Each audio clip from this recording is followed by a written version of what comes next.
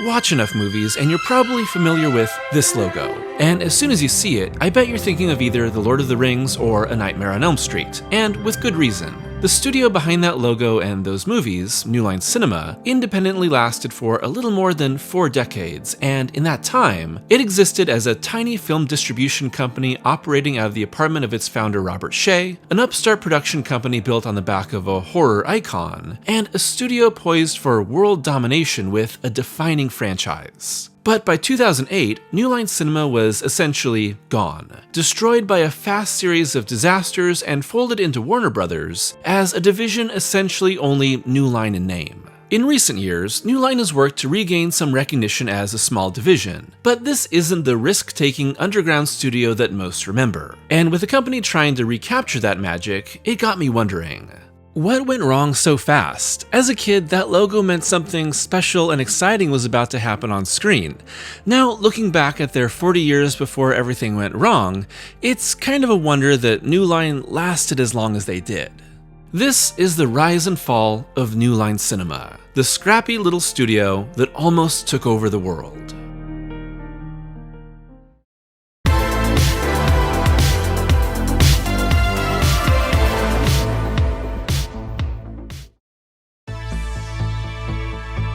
The story of New Line begins, and ends, but we'll get to that later, with one man, Robert Shaye, better known as Bob. And it may surprise you to know that despite coming to prominence in the 80s, New Line was around way before then, being founded on June 18, 1967 by Shaye. And the end of the 60s and the beginning of the 70s was a time of massive change for film in the United States, with the new Hollywood era embracing counterculture and the rise of auteur directors. Movies like Easy Rider, Bonnie and Clyde, Vanishing Point, The Last Picture Show, and many, many more films pushed away from big-budget spectacle and instead embraced more controversial stories that represented less mainstream ideas, lives, and characters. Likewise, the studio system of decades past, where only a few big companies controlled the majority of films and kept actors locked into long-term contracts, had fallen apart with the rise of TV. Simultaneously, foreign films were gaining wide distribution and getting acclaim around the world, with France, Japan, Italy, and more countries providing even further alternatives to the style of film that came before. And it was this tumultuous period that gave Shaye and New Line the opportunity to crowbar their way into the movie business. And the first step was distribution. At the time of its founding, Bob Shaye was only 27 years old, and the main line of business for New Line was distributing films to college campuses in the US. The early years of the company were ramshackle, with the so-called New Line offices actually Shaye's apartment at the corner of 14th Street and 2nd Avenue in New York City. Shaye really seems passionate about filmmaking and made it clear that he always wanted to direct movies, which he did several times throughout his career. Shaye would also go on to make a lot of money and gain power, but I think his passion for films led to New Line taking a lot of risks on movies that other studios rejected. Some turned out great, some didn't. The first film ever distributed by New Line was Late August at the Hotel Ozone, released on July 18, 1967 and made in Czechoslovakia, quickly followed by Magical Mystery Tour, the third film made by the Beatles and one no one really talks about. And in the decade that followed, New Line mostly distributed very small productions that bordered on grindhouse, re-released movies like Reefer Madness and the Texas Chainsaw Massacre, and distributed several John Waters movies like Multiple Maniacs, Pink Flamingos, and Female Trouble. They were the types of films that big-budget studios in search of prestige avoided being associated with, but they had an audience that New Line understood, leading to the studio gaining a reputation as the home for underground art. Now, you may be wondering, what exactly is film distribution? Well, I'll give you a quick rundown because it's actually really important to the larger story of New Line. Today, there are several different forms of film distribution: theatrical, direct-to-video, video on demand, and non-theatrical. And film distributors act as the middleman for studios, with these companies in charge of the licensing, marketing, and delivery of films once they've been produced. Now, the biggest movie studios often have their own distribution wing, but most smaller companies don't. So once a film is in the works, these studios sign a contract with a distribution company, here New Line. And this contract will define the deal as either a lease, where the distribution company pays a predetermined amount of money for rights to the film, and then gets a predetermined profit from its release no matter how well it does, or a profit-sharing deal, where the distributor receives a percentage of the profits from release, usually between 10 and 50%. Or there's a hybrid contract, with an upfront fee leading to a percentage of the profits. From there, the distribution company is in charge of signing deals with theaters, streaming services, and any other form of exhibition, and getting the film into their hands. Previously actually delivering reels of film, and now mostly sending digital cinema packages, as well as all marketing, including trailers, posters, PR, commercials, and anything else that will get people to watch the dang movie. Obviously, helping a movie do well is in the best interest of a distributor because higher profits means a larger share of the pie, but it can also mean that a distributor may drop a film early when they smell a flop on their hands. One of New Line's earliest successes was distributing the 1930s anti-drug film Reefer Madness to college campuses. Shaye had discovered the copyright logo on the film was incorrect and was therefore public domain. Distributing it in the 70s to capitalize on its campiness made what Shaye would later say was a small fortune for New Line. I guess the best way to describe what I think my profession is being a vendor of diversion, said Shaye. It's being able to walk into a theater and turn off your everyday for an hour or 2 hours and just get distracted, get challenged, get tickled, get turned on for that period of time. If you can do that, it's an amazing thing. And in 1977, New Line produced its first full-length feature film, titled Stunts, a thriller focused on movie stunt performers targeted by a killer. It was a small but important step, with the film making $2 million against its $600,000 budget. In the following years, New Line would find a lot of success distributing horror movies, like The Evil Dead, Alone in the Dark, Extro, and the re-release of Night of the Living Dead. Meanwhile, slashers at rival companies like Paramount had shown that horror was more in demand and potentially more profitable than ever. So far, New Line had been left behind without a franchise of their own. But the studio's fortunes were about to change with the help of Wes Craven and a funny little guy in a hat named Fred Krueger. Just a few years after New Line's founding, Wes Craven almost reluctantly came onto the film scene with the controversial The Last House on the Left for Sean S. Cunningham in 1972. Craven, raised in a strict Baptist household, had hoped no one would see his movie, but the attention and backlash it received was both a blessing and a curse for the director. The decade that followed had a lot of ups and downs for Craven, and while he never meant to be a horror-only director, he knew he could be a working director in the genre. Craven began writing the film that would become A Nightmare on Elm Street in 1981, and was rejected by multiple studios throughout 1982. Disney wanted him to make it family-friendly. Paramount declined due to similarities with the then in-production Dreamscape, and Universal only wanted to distribute it, not finance it. That brings us back to New Line Cinema, which agreed to produce the film on a budget of $700,000. But even then, New Line couldn't afford to make the film. In fact, the studio couldn't even pay its cast and crew for 2 weeks of its production, forcing it to find several independent investors to support a budget that eventually wound up at $1.1 million. That's a pretty tiny budget even by horror standards. 1984 saw Friday the 13th The Final Chapter cost $2.6 million, and The Terminator cost $6.4 million. Still, Craven and crew had to make their elaborate dream terrors come to life on as little money as possible. I think it's a fantastic movie, and Robert Englund's Freddy Krueger is pretty much a horror icon the instant he comes on screen.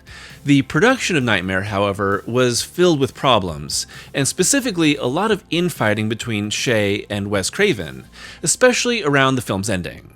Craven wanted the story to be completely resolved with a happy ending. Shaye, seeing how Friday the 13th and Halloween were pumping out sequels, wanted to keep the door open for more. Bob Shaye was the only person willing to back the film and raise the money, said Craven. He was saying to me, "This is a partnership. Give me this one thing, a hook to hang a sequel on. That and some jump at the end." I felt I owed him that because he'd seen the value of the film. Sometimes you make a compromise and years later you say you were sorry you did it. On the other hand, there might not have been any A Nightmare on Elm Street at all if I hadn't done that. When A Nightmare on Elm Street was released on November 9th, 1984, it was an immediate success, going on to gross more than $25 million domestically and $57 million total worldwide. It was New Line's first true blue hit. The film was also much more warmly received by critics than its contemporary slashers, thanks to its innovative new approach to horror and themes of subconscious fears taking shape in a razor-gloved killer. In the aftermath, it was full steam ahead on more Freddy for New Line.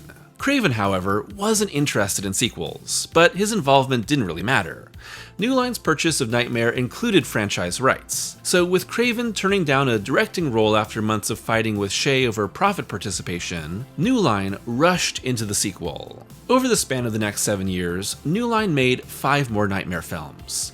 Some good, some real bad, and some super successful. With Part 4, The Dream Master, being the most successful of the bunch, with a $49.4 million domestic box office. Craven would also come and go from the series multiple times, leaving Shaye as really the only consistent part of the project. Eventually, waning profits led to New Line capping off the series with the real turd that's Freddy's Dead in 1991. But even then, New Line couldn't really let go of Freddy, with Craven returning as the writer and director for 1994's New Nightmare, a film that I really love and that's extremely meta, taking us into the so-called real world as actress Heather Langenkamp is haunted by a demon Freddy released from the films. There's a lot of scenes actually shot at New Line, with both Craven and Shaye playing themselves as the filmmakers contend with their story bleeding into reality. Nightmare is a really idiosyncratic series. It's got the scares and blood of other slashers, but it's also got an insane level of inventiveness and an almost musical-like quality to some of its entries. There's nothing else like it, and I think its distinct identity in turn gave New Line a real identity too. Freddy's story may have essentially come to an end by 1991, but New Line had already moved on to even bigger things by distributing the original live-action Teenage Mutant Ninja Turtles in 1990. Like Nightmare, the film was passed on by studio after studio, giving New Line the chance to gamble on another property. At the time, TMNT was the highest-grossing independent film ever made, making $135 million, and entitling New Line to a big slice of the pie, going on to distribute the sequels as well. Alongside that, New Line hoped to extend their horror success further, licensing the rights to Jason Voorhees from Paramount in the hopes of making a Jason-Freddy crossover film. Freddy vs. Jason wouldn't happen until 2003, so in the meantime, New Line made Jason Goes to Hell and Jason X, 2 movies that performed well enough, but nowhere near what Freddy had once done. Along the way, another major figure joined the studio, Michael Lynn. Lynn was an acquaintance of Shaye's from their time together at Columbia Law School, and soon became legal counsel to New Line as it grew in the 80s, eventually becoming the studio's president and chief operating officer in 1990, and co-chairman and co-chief executive officer in 2001. But the 90s brought massive change to the studio. On January 28, 1994, the Turner Broadcasting System purchased New Line Cinema for $500 million. At the time, Turner was a powerhouse, also buying Hanna-Barbera and Castle Rock Entertainment before launching Cartoon Network and Turner Classic Movies, and then airing WCW on TNT before merging with Time Warner Entertainment in 1996, which you would know best as the larger company around Warner Brothers. The result was that New Line Cinema was now operating under the larger financing and purview of Time Warner, giving it the chance to make bigger budget movies. However, the organization kept New Line as its own separate entity, still able to make a lot of its own decisions and investments without major interference, so long as New Line remained profitable, with subdivisions focused on theatrical distribution, TV, home video, and marketing continuing. Austin Powers, Rush Hour, Boogie Nights, The Long Kiss Goodnight, The Island of Dr. Moreau, and more all come from this period, sporting bigger budgets than anything the studio made before, but not always bringing a great return on investment. What came next would change New Line forever. The journey to bring Tolkien's story to the big screen began back in 1970, with writer and director John Boorman, most famous for Excalibur and Zardoz, writing a script that distilled the entire trilogy down to one single 2-hour film. It's very strange and filled with choices that fans would absolutely hate, and someday I'll make a video on it.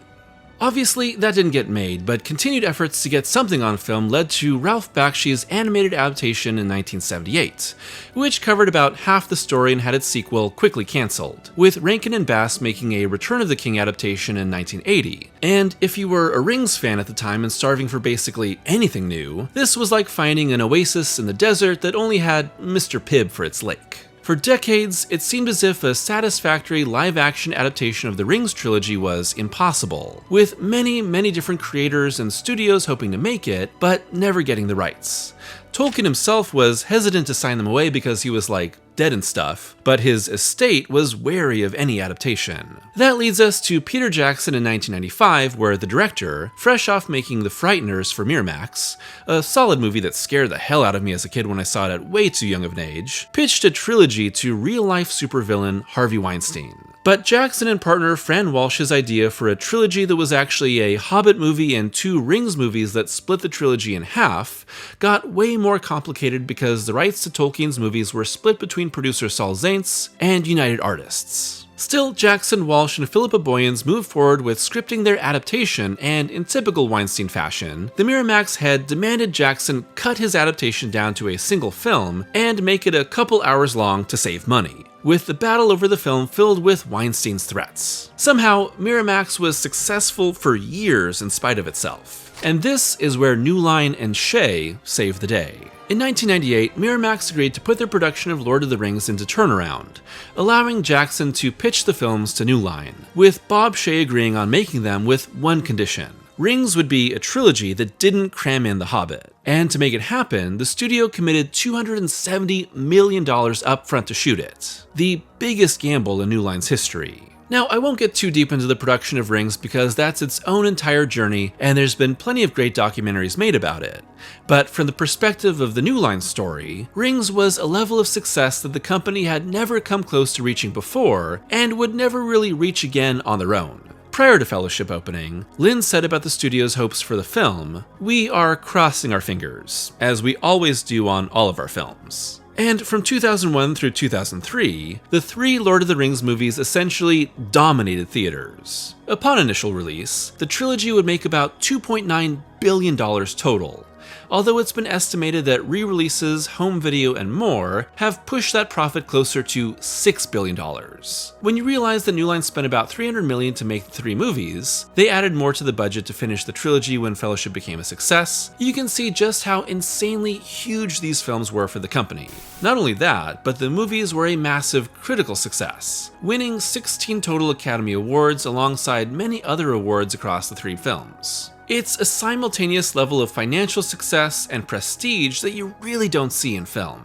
In response, New Line underwent massive expansion, adding hundreds of jobs and ballooning up to around 600 employees total in the hopes of making more films every year and with much bigger ambitions. Of course, the Rings films weren't the only movies released by the studio in the early 2000s.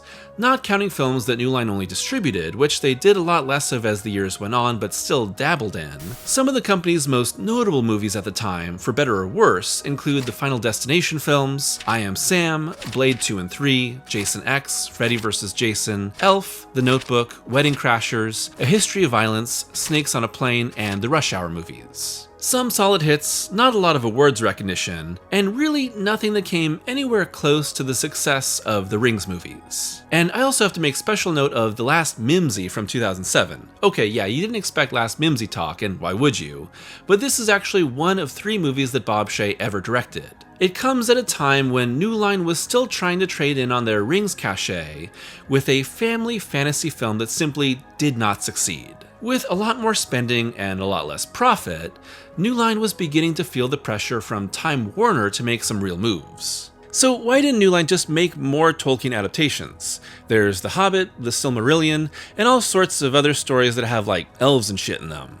Well, in 2005, New Line found themselves embroiled in a lawsuit with Peter Jackson, with Jackson and production company Wingnut Films claiming that New Line had failed to properly distribute profit from the Fellowship of the Ring in particular, claiming that the studio had not shared the profits from the film's DVD release, video games, remember Lord of the Rings video games, and did not fairly establish license agreements with the company. In response, New Line dropped Jackson from their upcoming production of The Hobbit. Jackson wasn't the only person to sue New Line over the films.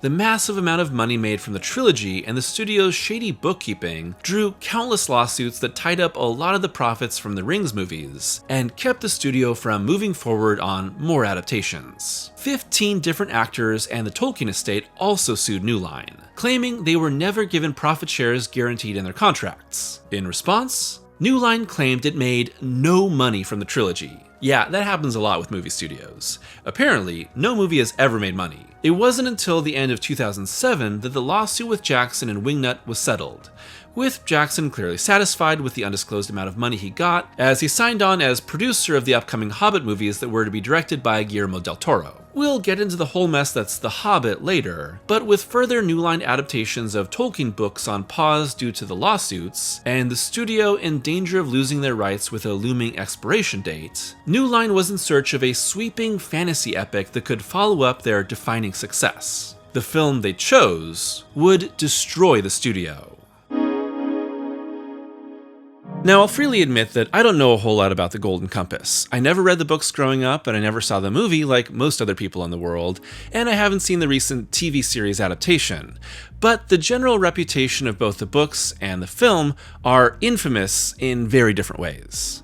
Author Philip Pullman's His Dark Materials trilogy was originally published from 1995 through 2000, and is about a young girl at the center of a battle over souls, magical powers, and parallel universes. But the books quickly became controversial due to a very clear allegory for the Christian church being the villains of the story, and the books even go on to show God as a pathetic villain who is ultimately killed. Unsurprisingly, their stories, which were designed for a young audience, caused a lot of Christian backlash, with Pullman describing his story as the non-Christian antithesis of C.S. Lewis's Chronicles of Narnia. All of this was very well known by the time New Line bought the rights to the trilogy in early 2002, hot off the success of Fellowship of the Ring and with continued fantasy fever in mind. And the next 5 years would see the studio attempting to make an adaptation that would both bring in the big bucks and also avoid any and all controversies associated with them. Yeah, it was doomed from the start. New Line initially hired playwright and screenwriter Tom Stoppard, famous for plays including Rosencrantz and Guildenstern Are Dead and scripts like Brazil and Shakespeare in Love, to adapt the first book in the series.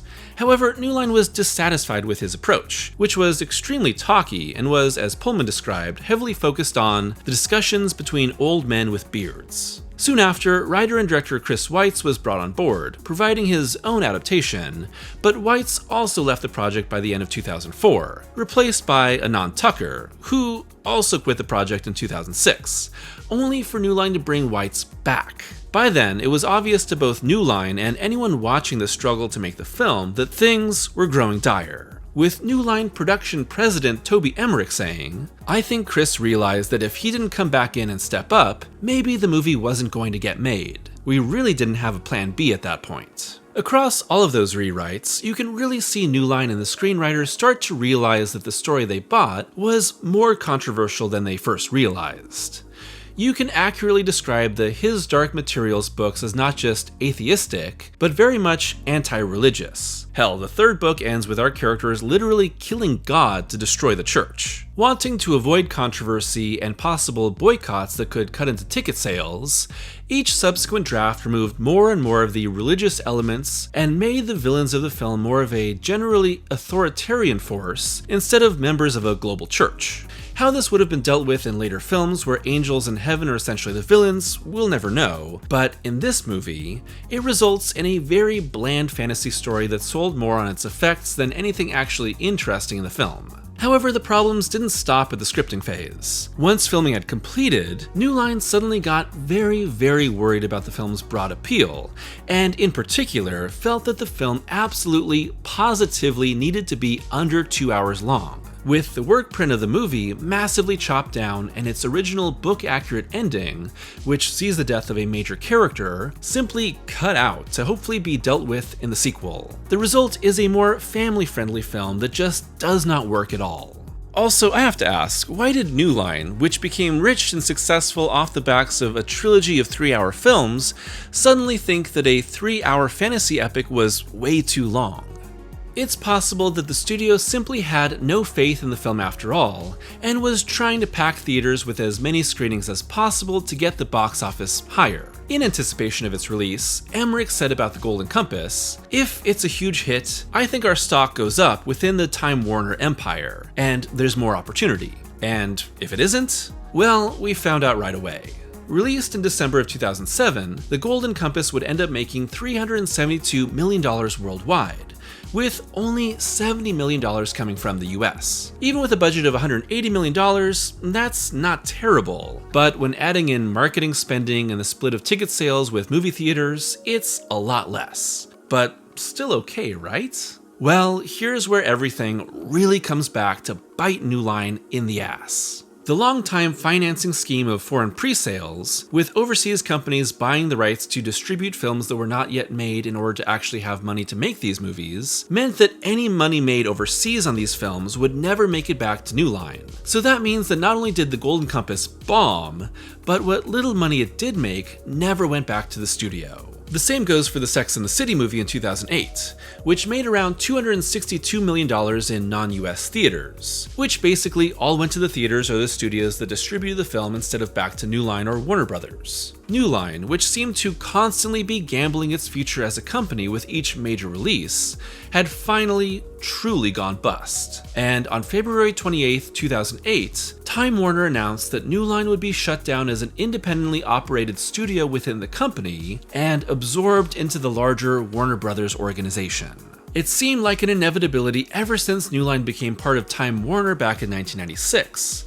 But the studio was able to prove the doubters wrong for more than a decade. And when they could no longer stop the inevitable, it all came crashing down hard. In April 2008, AOL, Time Warner, and then new chief executive Jeffrey Bukes laid off a shocking 450 employees in the span of a month, with about 50 people remaining on staff at New Line, and another 50 moved over to other positions within Warner Brothers. Among the many cut from the company were New Line founder Bob Shaye, at the time 68 years old, and co-chief executive Michael Lynn, 66 years old. Just a little more than 4 decades after he had founded the company and built it up from nothing, Shaye was gone forever from New Line.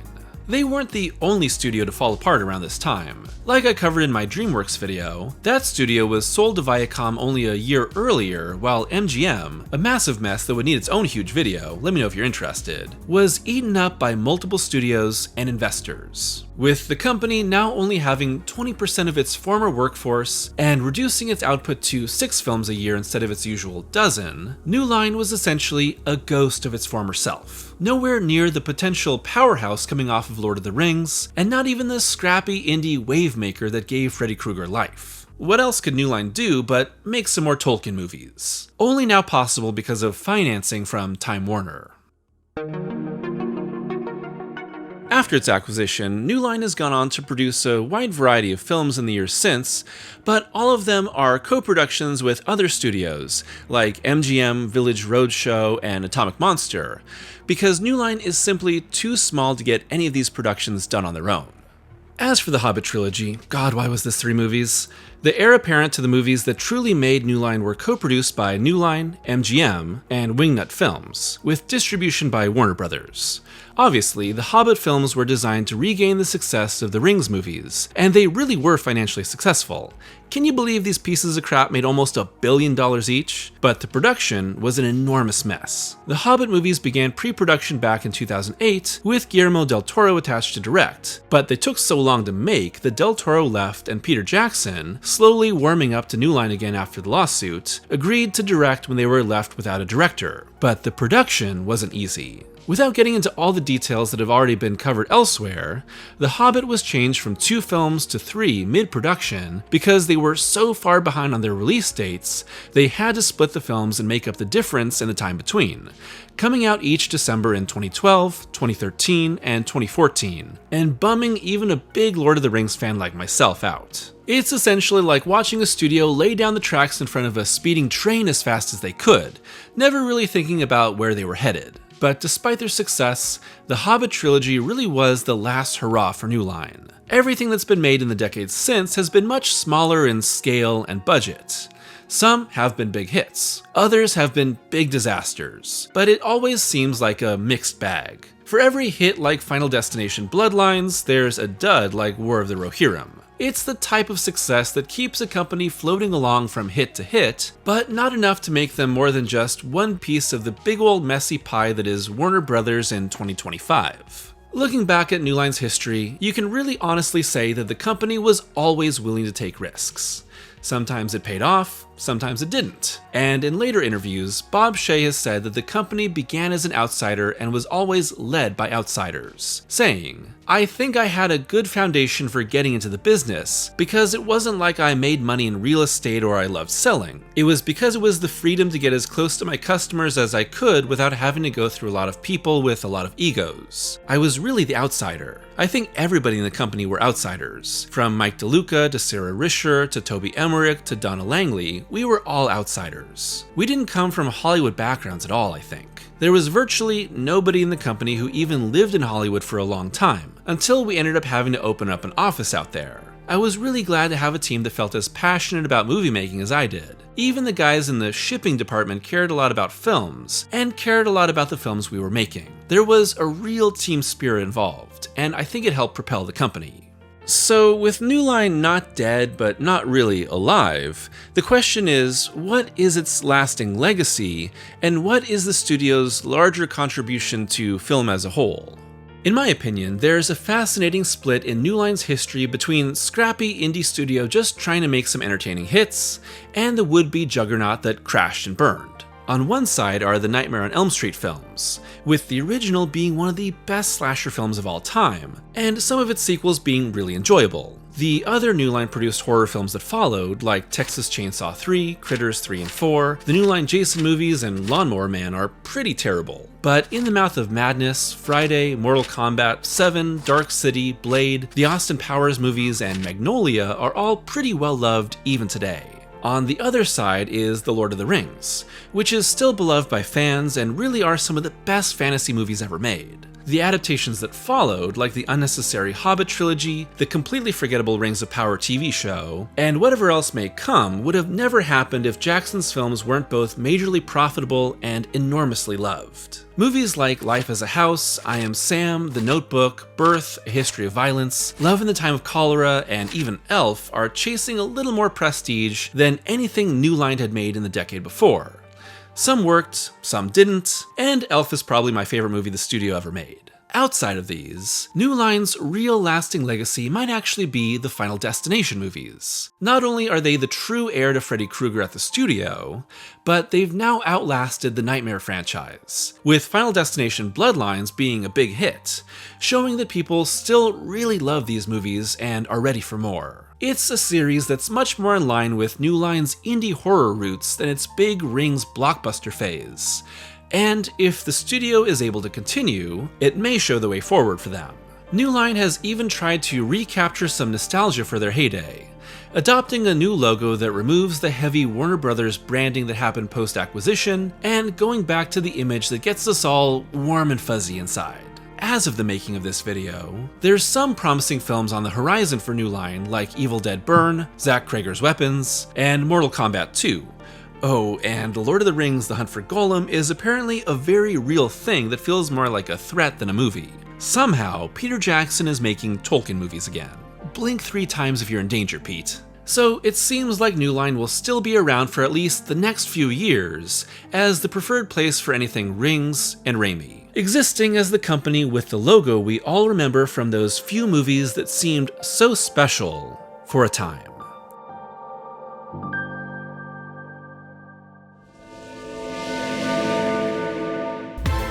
Thanks for watching today's video, and I'm finally back making another rise and fall of a movie studio. You may have watched other videos that I've done about DreamWorks, the Disney Renaissance, or Don Bluth, and when taking a look at other studios or creators that I wanted to track the history of, I realized that New Line was a really fascinating topic. Of course, I'm most familiar with New Line because of Lord of the Rings and Nightmare on Elm Street, but it's a company that produced a lot of interesting and memorable films in a short span of time, and hopefully watching this video made you remember a few of those films as well. To me, in researching them, what was most admirable about New Line is that it seemed like it was a studio that really did gamble on art. Not all of it paid off, some was more successful than others, some was downright bad, and some of those choices were clearly doomed from the start, but you gotta respect the hustle that they had.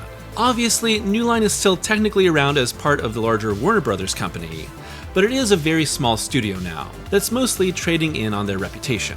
It's a lot like DreamWorks in that way, but in their heyday, I think they really were special. I'd love to hear your thoughts on the history of New Line, your favorite New Line movies, and what you would hope for the future of the studio as it exists now.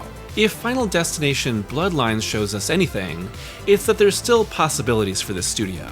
As always, a huge thank you to my patrons and members for their continued support, and if you'd like to be a member or patron, it's only $2 a month for early access to every video, and exclusive reviews voted on by patrons and members. So until next time, I hope that you're taking care of yourselves, and watching a great New Line movie.